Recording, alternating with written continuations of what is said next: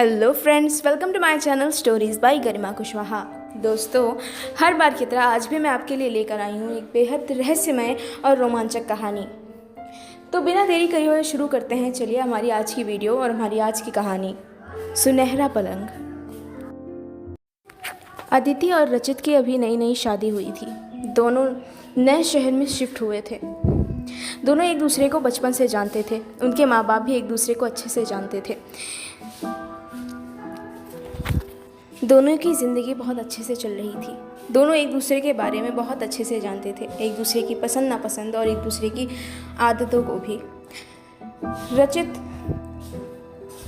और अदिति दोनों की आदतें भी काफ़ी हद तक एक दूसरे से मिलती हुई जुलती थी। दोनों को ही किफ़ायती ज़िंदगी जीना बेहद पसंद था। मतलब दोनों कुछ कंजूस किस्म के थे और चाहते थे कि उन्हें कोई भी चीज़ खरीदने में कम से कम पैसे खर्चने पड़े। नए शहर में जाने के बाद उन्होंने एक छोटा सा मकान देखा और अपने गृहस्थी के सामान बटोरने लगे। हर चीज़ की खरीदारी पूरी होने के बाद आखिर में जो चीज़ बाकी रह गई थी वो था घर का फर्नीचर।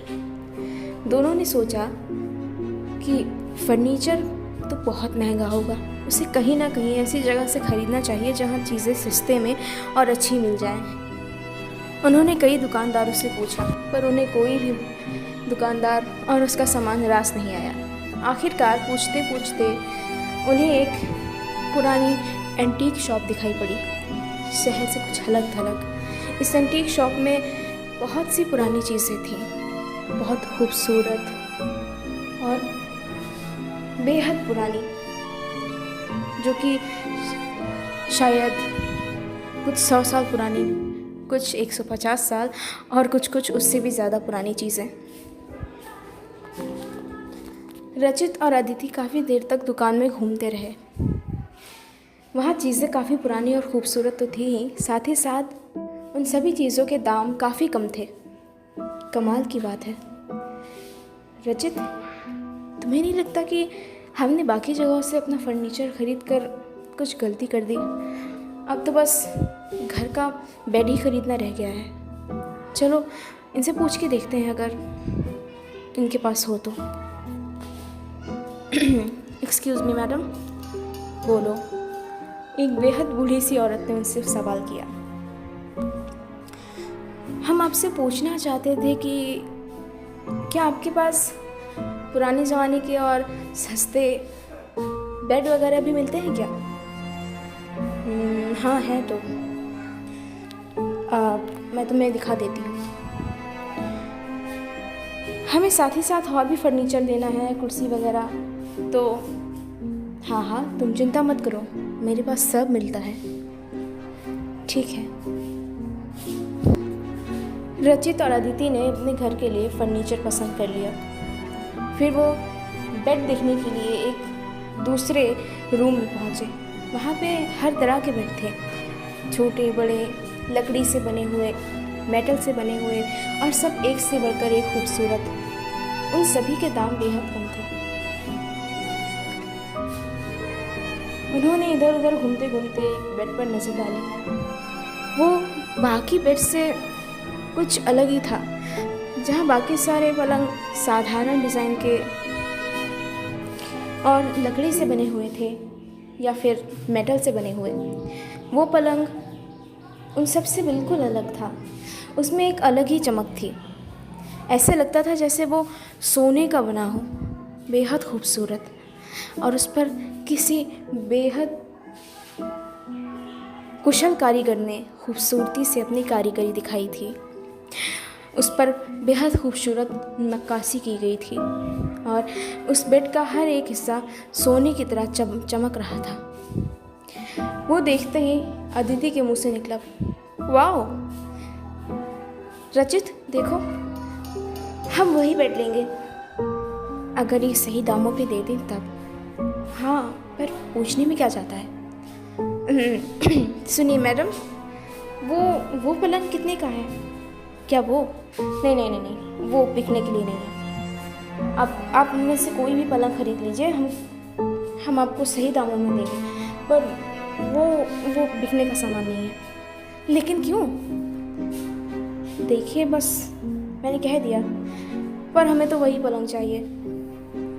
अब मैं आपको कैसे समझाऊं? ठीक है, अगर आप इतनी ज़िद कर रहे हैं तो वो पलंग तो मैं आपको फ्री में दे दूंगी, आपके बाकी सामान के साथ। बस मेरी इतनी सी शर्त है, आप उस पलंग को अपने घर में एक सजावट के सामान की तरह ले जाइए, पर उस पर सोने की गलती कभी मत कीजिएगा, और मेरी इस बात को नज़रअंदाज मत कीजिएगा। समझ रहे हैं आप लोग? ठीक है। अदिति और रचित वैसे भी सस्ती से सस्ती चीज़ों को खरीदने की फिराक में रहते थे, और उन्हें ये बेड फ्री में मिल रहा था, तो ये तो सोने पे सुहागे की तरह था। रचित, देखो, हम अपना ये सोफ़ा ना उस कमरे में लगाएंगे और ये बेड ऊपर वाले कमरे में, कैसा रहेगा? उन्होंने कमरे में सारा सामान सेट कर दिया। शाम के वक्त काम करते करते वो सब बेहद थक गए थे। आखिर में उन्होंने सोचा कि आराम किया जाए, पर रह रह के उनके दिमाग में उस दुकानदार औरत की बात भी गूंज रही थी। अजीब था, इतना खूबसूरत पलंग, इतनी खूबसूरती से सजा हुआ, पर इस पे आखिर इंसान सोना क्यों ना चाहे। उन दोनों ने उस बूढ़ी औरत की बात को नज़रअंदाज कर दिया और उसी पलंग पर सो गए। अगली सुबह जब वो जागे, वो जैसे एक अलग ही दुनिया में पहुंच गए हों। एक ऐसी दुनिया जहाँ पे कोई कायदा नहीं, कोई कानून नहीं, कोई नियम नहीं, कोई कायदे नहीं। ये दुनिया उन दोनों के लिए थोड़ी नई थी, पर उनके लिए किसी स्वर्ग से कम नहीं थी। अब वो दोनों जो चाहे वो कर सकते थे और उन्हें कोई नहीं रोकेगा। हर तरफ घूमते घामते आखिरकार वो दोनों एक सुनार की दुकान पर पहुंचे। सुनार की दुकान में एक से बढ़कर एक खूबसूरत नगीनों से जड़े जवाहरात रखे थे। सोने की चूड़ियाँ, चांदी से बने कंगन, खनकती पायलें और खूबसूरत जड़ाऊ हार। उन सभी हारों में से एक हार को देखकर अदिति का मन लल जा गया। उसने रचित से कहा, रचित, वो हार देखो ना, कितना सुंदर लगेगा मुझ पर। क्या हम वो ले सकते हैं? हाँ, और वैसे भी पैसे देने की ज़रूरत किसे है, क्योंकि यहाँ पे तो कोई नियम ही नहीं है। चलो चलते हैं। वो दोनों उस दुकान की तरफ बढ़ गए। दुकान के अंदर जाने के बाद, कुछ इधर उधर बातें करने के बाद, अदिति ने वो हार निकलवाया और उस हार को अपने गले पर पहनकर देखने लगी, और उसने उसे पसंद कर लिया। उस वक्त तक रचित ने दुकानदार को बाकी बातों में उलझाए रखा और बाकी गहने देखने लगा। इतनी देर में अदिति ने वो हार चुपके से उसके हैंडबैग में डाल दिया, और जब वो दोनों वापस जाने लगे, दुकानदार ने उनसे कहा, आपने जो हार मुझसे देखने के लिया था, वो शायद आप वापस करना भूल गई हैं। वो हार मुझे दे दीजिए। क्या? कौन सा हार? मैंने कोई हार नहीं लिया तुम्हारे पास से। क्या बात कर रही हैं आप? अच्छा मजाक कर लेती हैं। वो इतना महंगा हार है। चलिए वापस दे दीजिए मुझे। मैंने कोई हार नहीं लिया है, और मैं तुम्हें कुछ नहीं वापस करने वाली हूँ, समझे तुम? उन दोनों में काफ़ी बहसबाजी हुई, पर कोई नियम नहीं, कोई कायदे नहीं, कोई कानून नहीं, इसलिए वो दोनों बहुत आसानी से छूट गए। और इसी तरह काफ़ी देर तक वो इधर उधर घूमते रहे, लोगों को बेवकूफ़ बनाते रहे और अपना फ़ायदा करवाते रहे। इसी तरह घूमते घामते जब शाम होने को आई, तब उन्हें भूख महसूस हुई। उन्होंने एक बड़ा ही खूबसूरत और आलीशान होटल देखकर वहाँ रुककर खाना खाने का फ़ैसला लिया। वो दोनों होटल के अंदर गए और वहाँ पर तरह तरह की महंगी महंगी चीज़ें ऑर्डर की और भर पेट खाना खाया।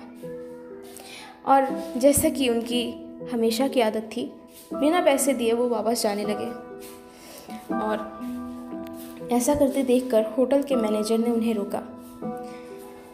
पहले तो दोनों कुछ सकपकाए, पर फिर उन्होंने अपने पहले की चाल खेलनी शुरू कर दी।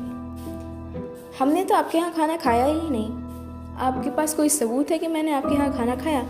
और अगर खाया भी तो ऐसा तो कोई नियम नहीं है कि मुझे पैसे देने ही पड़ेंगे, और अगर मैंने पैसे नहीं दिए तो आप मेरा क्या बिगाड़ लेंगे? रंगा, राका, पकड़ो इन दोनों को। इस बार शेर को सवा शेर मिल गया था। जैसे कि वो दोनों अभी तक चालाकी दिखाते आ रहे थे, वैसे ही इस बार उनका पासा उल्टा पड़ गया था। होटल का मालिक बहुत तेज तर्रार इंसान था। उसने 2 बॉडीगार्ड्स अपने होटल में पाल रखे थे। जब उन दोनों ने बिना पैसे दिए भागने की कोशिश की, उसने उन दोनों को पकड़वा कर एक काल कोठरी में बंद करवा दिया और अगली सुबह वहाँ से वापस निकाला और उन्हें अपने ही होटल में एक नौकर की तरह काम करने की सज़ा दी। और वो दोनों वहाँ फंसे रह गए। किसी तरह से बाहर भागने का रास्ता ही नहीं था। वो दोनों गुंडे उन पर हर वक्त नज़र रखे रहते थे। अगर वो भागने की कोशिश करते तो उनकी जमकर पिटाई होती थी। इसी तरह उनके दिन बीतने लग गए। पूरे दिन होटल में नौकरों की तरह काम करना, उस पर भी भरपेट खाना ना मिलना और पैसे मिलना तो दूर की बात रही। वो उस दिन को कोसने लगे जब उन्होंने इस होटल में खाना खाने के लिए कदम रखा था। अब उन्हें अपने किए का पछतावा हो रहा था। ऐसे ही एक रोज़ आखिर जब वो ये काम करते करते तंग आ गए, उन्होंने फैसला लिया कि वो यहाँ से भागने की पूरी कोशिश करेंगे और अगर नहीं भाग पाए तो अंजाम उन्हें पता ही था।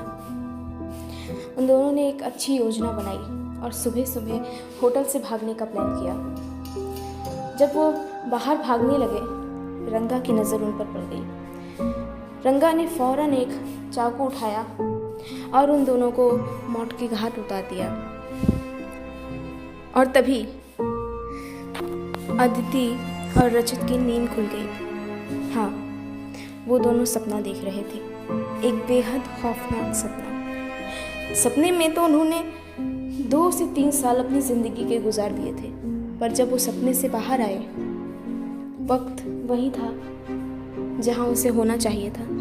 सुबह हो रही थी, तारीख और दिन सब कुछ सामान्य थे। अब उन दोनों को समझ में आया कि क्यों वो बूढ़ी औरत उन्हें उस बिस्तर पर सोने से मना कर रही थी। ये कोई ऐसा वैसा पलंग नहीं था, ये एक शापित पलंग था। इस पलंग पर शाप था कि इस पर सोने वालों के ख्यालात उनके बुरे सपनों में बदल जाते हैं। उनकी वो सारी आदतें जिन पर उन्हें या नाज होता है या जिससे वो दूसरों को नुकसान पहुंचाते हैं, वो उनके बुरे सपने में बदल जाती है। रचित और अदिति को अब इस सच्चाई का भान हो गया था। उन्होंने सुबह होते ही आनंद फानंद में उस पलंग को एक पुरानी गाड़ी पर लदवाया और उसे सड़क किनारे एक जंगल में छोड़ाए और दोनों ने चैन की सांस ली। रात हो गई, अंधेरा घिराया। ऐसे में 2 चोर जो उस जंगल में घूम रहे थे, उनकी नज़र उस सुनहरे पलंग पर पड़ी और उन्होंने उसी वक्त फैसला किया उस पलंग को चुराने का। तो दोस्तों, इसी के साथ हमारी कहानी ख़त्म होती है। उम्मीद है आपको मेरी आज की कहानी पसंद आई होगी। दोस्तों, इस कहानी का अगला भाग सुनने के लिए सब्सक्राइब कीजिए मेरे channel stories by Garima Kushwaha को और वीडियो को लाइक और शेयर करना ना भूलें। Thank you.